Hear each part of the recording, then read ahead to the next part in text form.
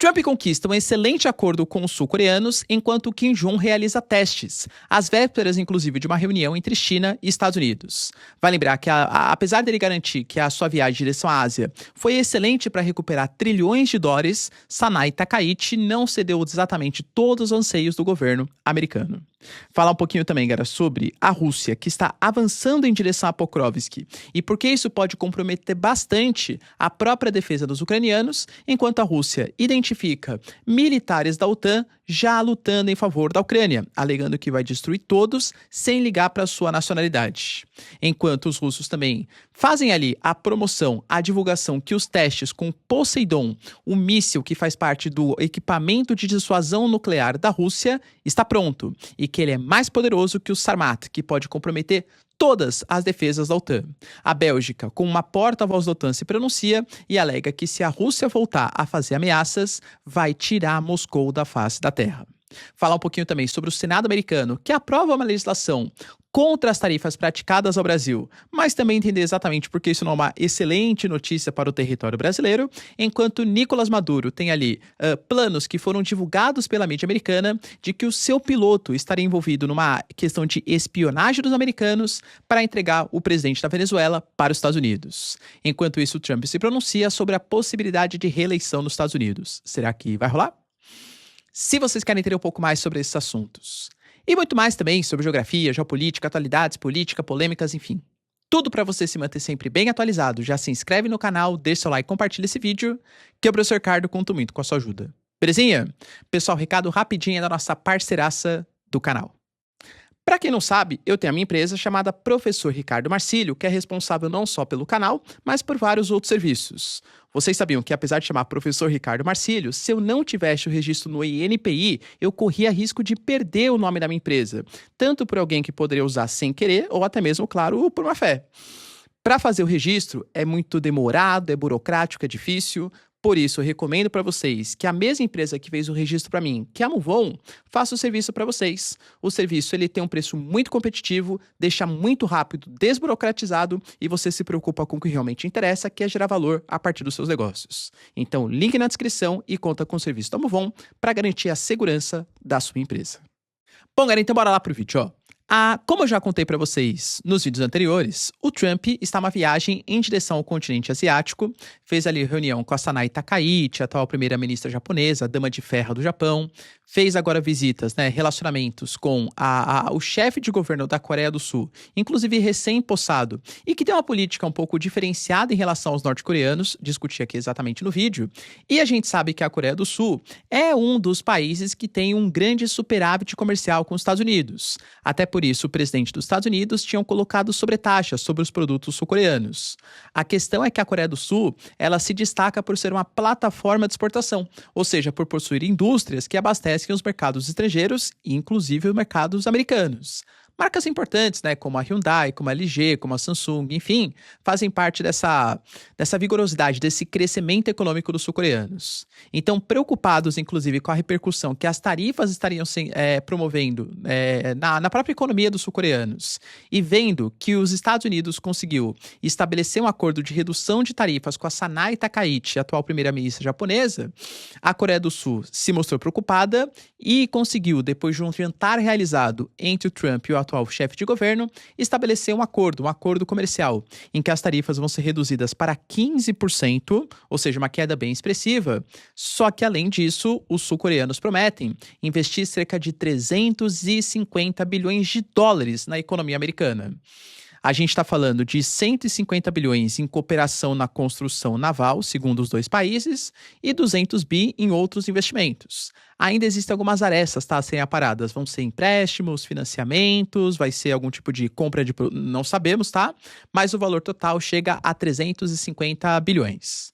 É fato que isso é uma importante notícia para os Estados Unidos, Querendo ou não, pessoal, os Estados Unidos estão conseguindo fazer acordos em que a União Europeia investe seu dinheiro nos Estados Unidos, o Japão investe seu dinheiro nos Estados Unidos, a Coreia do Sul investe seu dinheiro nos Estados Unidos. De fato, é importante. Talvez em longo prazo comprometa um pouco as relações geopolíticas estabelecidas com grandes aliados históricos, né, dos Estados Unidos, mas em curto prazo está sendo um plano muito bem sucedido. O próprio Trump, ele compartilhou no seu Truth Social, na sua rede social, que ele, assim, tá maravilhado como ele está conseguindo recuperar trilhões de dólares em direção ao território americano. E que, aliás, a reunião mais importante ainda nem aconteceu, que vai acontecer amanhã, que vai ser entre o Xi Jinping e o Trump. Muito possivelmente com políticas relacionadas à questão do fentanil, que deve ser discutido, a uma redução também do déficit comercial, a cessão de minerais terras raras, dos ímãs, são tão importantes para os Estados Unidos, para a redução das tarifas entre Estados Unidos e China. Ou seja, claro que é uma notícia importante. Mas temos preocupações, né, professor? Sempre mais, né? Primeiro que, assim, as tensões geopolíticas, elas vão se acumulando. A Península Coreana está no momento de grande tensão, embora a gente saiba que o Lee Jae-myung, que é o atual chefe de governo da Coreia do Sul, tem uma postura muito mais calma em relação ao Moon Jae-in, antigo primeiro-ministro, porque a gente está falando, galera, de uma referência, né, de um chefe de governo que ele já mostrou uma predisposição maior em negociar com os norte-coreanos, embora o Kim Jong-un não esteja muito disposto a fazer isso também, vamos ser sinceros. O Trump, ele alegou que, como ele sabe, né, ele tem uma boa ligação com o Kim Jong-un, que poderia negociar com a Coreia do Norte. O próprio Kim Jong-un respondeu. Ele, segundo o Kim Jong-un, tá? Ele falou que se os Estados Unidos abandonassem a absurda obsessão pela desnuclearização e aceitarem a realidade e quiserem uma convivência pacífica, genuína entre Coreia do Norte e Estados Unidos, não há razão para não sentar à mesa. Mas agora, se os Estados Unidos estão dispostos a continuar com a política de desnuclearização, não faz muito sentido estabelecer uma conversa. A Coreia do Norte, inclusive, às vésperas do encontro entre Trump e Xi Jinping, e quando vai rolar a reunião entre Trump e atual chefe de governo da Coreia do Sul, realizou testes com mísseis que pegaram no Mar Amarelo, ou seja, querendo ou não, pessoal, testes já tinham sido feitos essa semana, foram feitas de novo. É também algum tipo de pressão, né, geopolítica aí contra o governo americano e contra uma possibilidade de pacificação na Península Coreana. Professor, quer dizer então que o Trump está se saindo muito bem, né? Sensacional, acordos muito bons, que nem eu falei para vocês. Acho que o saldo ele é bastante positivo, pelo menos em curto prazo, para os Estados Unidos. Mas também existem alguns probleminhas. Uma das coisas, por exemplo, que os Estados Unidos têm pedido para os seus países é que evite comprar combustíveis dos russos como uma forma de sancionar a própria Rússia. Eu trouxe para vocês que a Rosneft, por exemplo, que a Lukoil, que são petroquímicas super importantes da Rússia, foram sancionadas pelos Estados Unidos. O Trump chegou assim, ô Japão, vocês sabem, né, que a gente está sancionando, a gente está querendo fazer uma espécie de embargo, uma espécie de bloqueio em relação aos combustíveis fósseis, porque isso é o que sustenta a máquina de guerra da Rússia. Tamo junto, Japão? Vamos deixar de comprar? Aparentemente, a Sanai Takaichi não aceitou, galera. Inclusive, anunciou, né, que das importações japonesas, 9% é importação de GNL dos russos e que mudar essa matriz energética de uma hora para outra só comprometeria a própria economia japonesa, que já atravessa dificuldades de uma inflação, de envelhecimento populacional. Ela promete, né, fazer o que o seu padrinho político, o Shinzo Abe, fez, os Abenomics, ou seja, ignorar um pouco essa questão de ajuste fiscal para fazer o Estado gastar mais como forma de promoção do desenvolvimento econômico. E convenhamos que trocar a matriz energética agora não é o objetivo. Inclusive, a Sanai Takaichi ela até está tentando se aproximar da Rússia, alegando que as Ilhas Kurilas, historicamente disputadas entre Rússia e Japão, podem ter um ponto de pacificação. Ou seja, não vejo muito o Japão desafiando os russos, principalmente algo que pode impactar na matriz energética japonesa.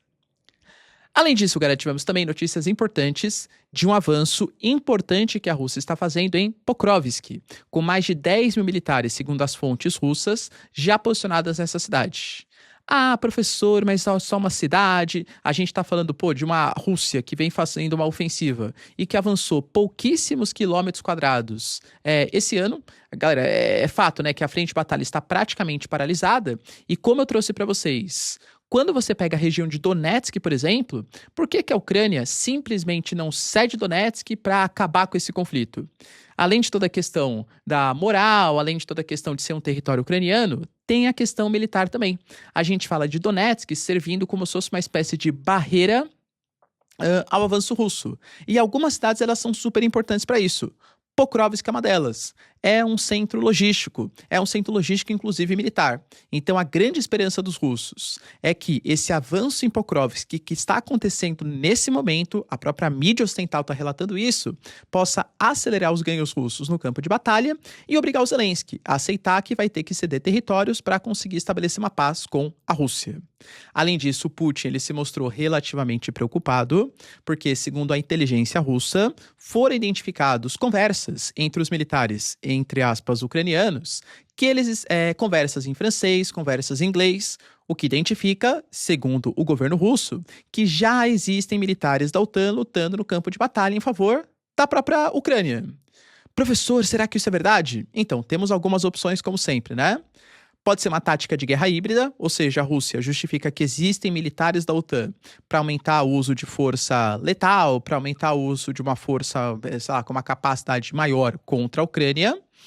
Pode ser para justificar algum tipo de sanção, algum tipo de retaliação, não necessariamente militar, mas no discurso, nessa guerra híbrida, contra os europeus, já que os europeus estariam participando ativamente da batalha.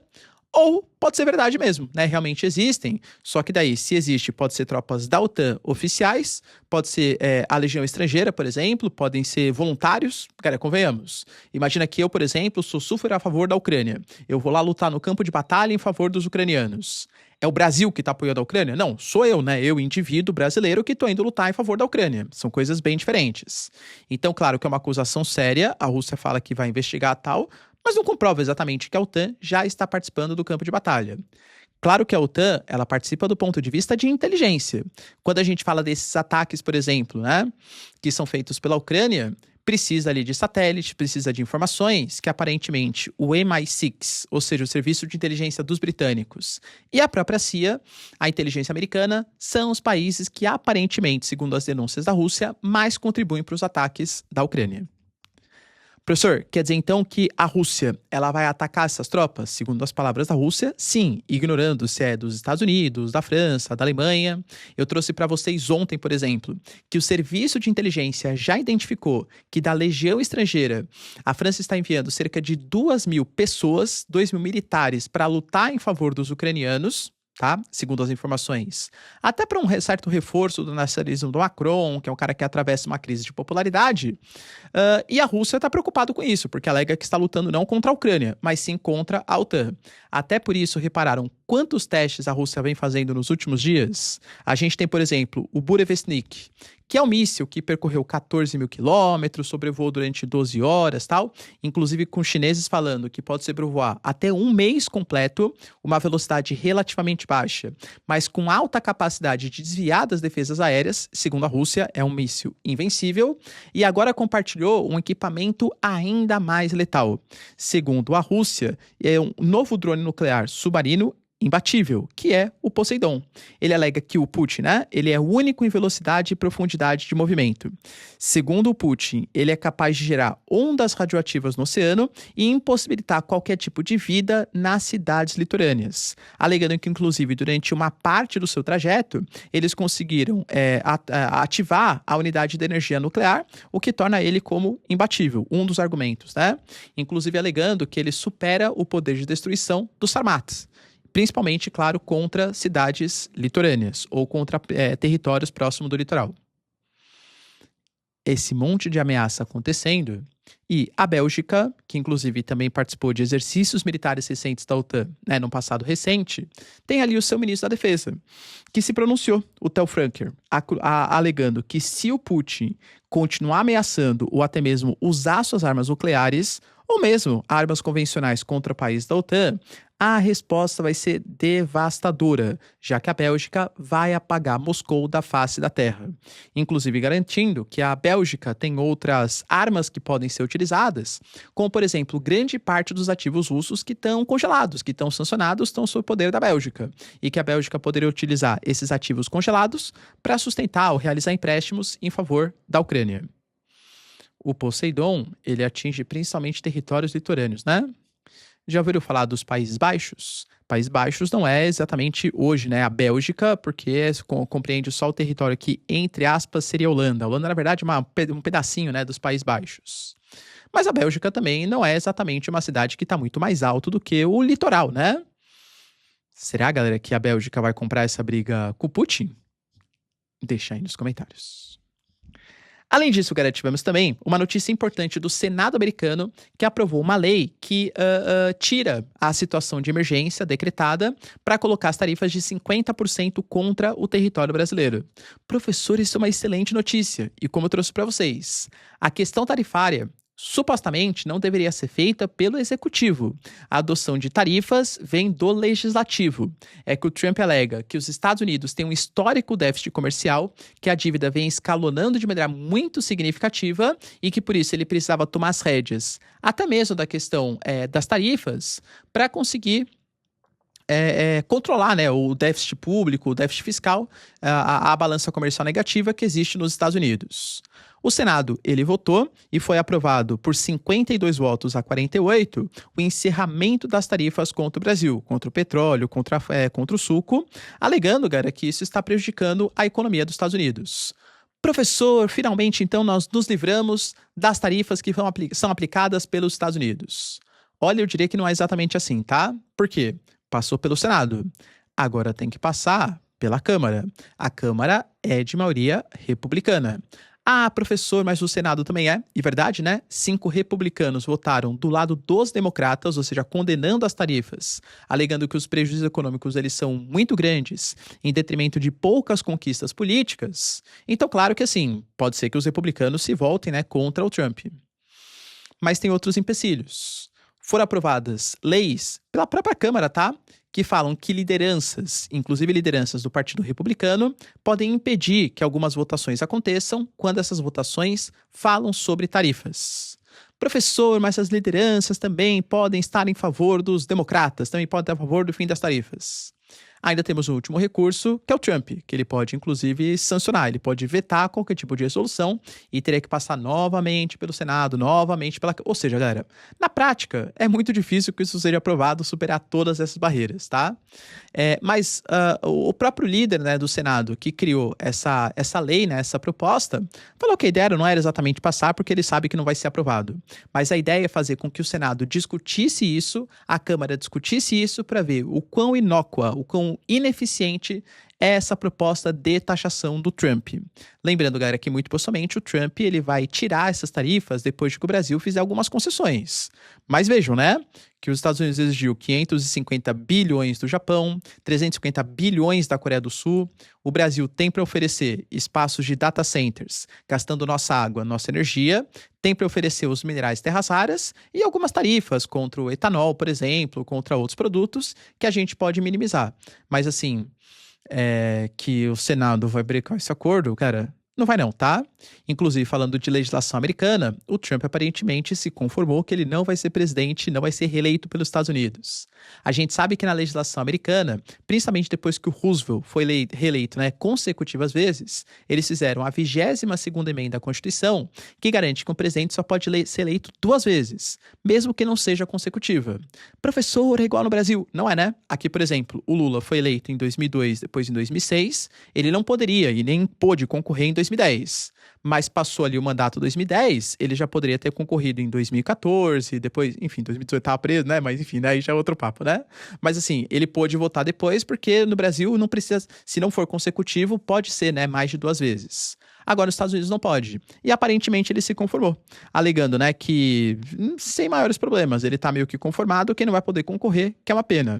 Lembrando que ele já falou no passado recente que J.D. Vance e Marco Rubio seriam uma imbatível dupla.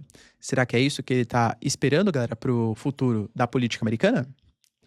Enquanto isso, tivemos também a aprovação, galera, de um embargo, né, de uma condenação ao embargo contra Cuba, que, convenhamos, também não é uma coisa nova que eu estou trazendo para vocês. A votação para vocês terem uma noção, é a 33ª vez que há uma condenação em relação aos embargos que os Estados Unidos aplicam contra Cuba, alegando que já passou o momento, no contexto ali de Guerra Fria, crise dos mísseis, a Revolução Cubana, que tirou o Fulgêncio Batista e que confiscou, nacionalizou ativos americanos, até fazia sentido o embargo. Hoje não faz mais sentido, alegando que impõe uma pobreza à população cubana e tal. E mesmo alguns países que não são socialistas, né, galera? Convenhamos, a gente teve pouquíssimos países que votaram contra, mais de 130 países aprovaram, alegaram que os Estados Unidos deveriam tirar completamente os bloqueios e embargos, porque isso demonstraria que o sistema socialista de Cuba é um fracasso, e não por culpa dos Estados Unidos. Que os embargos, eles até justificam uma retórica, seja do Fidel Castro, Raul Castro, do Miguel Dias-Canel agora.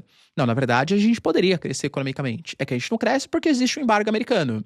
Então você coloca o inimigo externo dos Estados Unidos e os embargos justificam, né? Fala assim, tá vendo? E se não tivesse embargos? Vai ficar essa discussão eterna, né? Enquanto os americanos não tirarem o embargo do território cubano.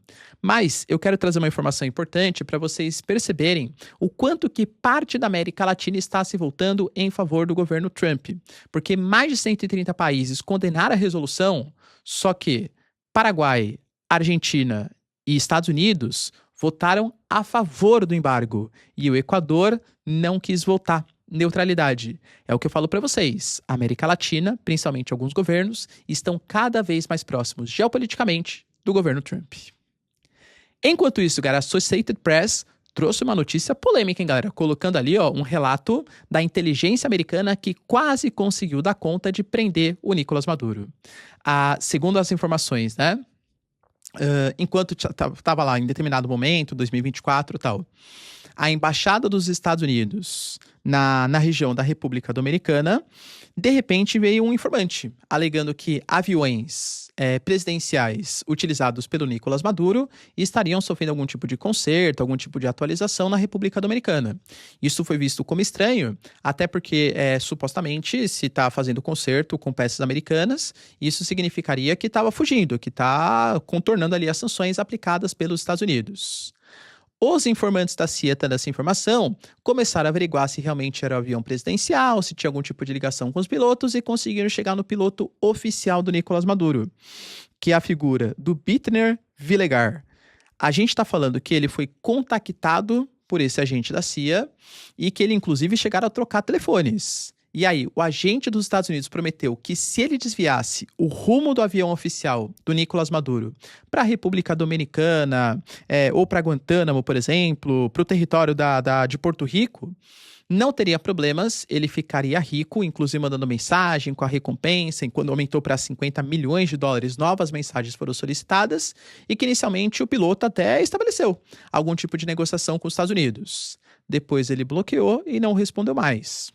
Será que ele foi descoberto? Será que ele se arrependeu? Será que é mentira também dos Estados Unidos? Para criar um certo clima de tensão em torno do Maduro? Maduro, tenho certeza, hein? A gente já conversou com o seu piloto, pode ser que a gente tenha conversado com o seu segurança, conversamos com pessoas próximas. É um terror, uma pressão psicológica que o deslocamento de equipamentos militares e a inteligência dos Estados Unidos está promovendo contra o presidente da Venezuela. E aí, pessoal, acredita que o Nicolás Maduro vai cair? Deixa aí nos comentários, quero saber sua opinião. No mais, galera, se vocês curtiram o vídeo, tamo junto, beijos, abraços e tchau, tchau.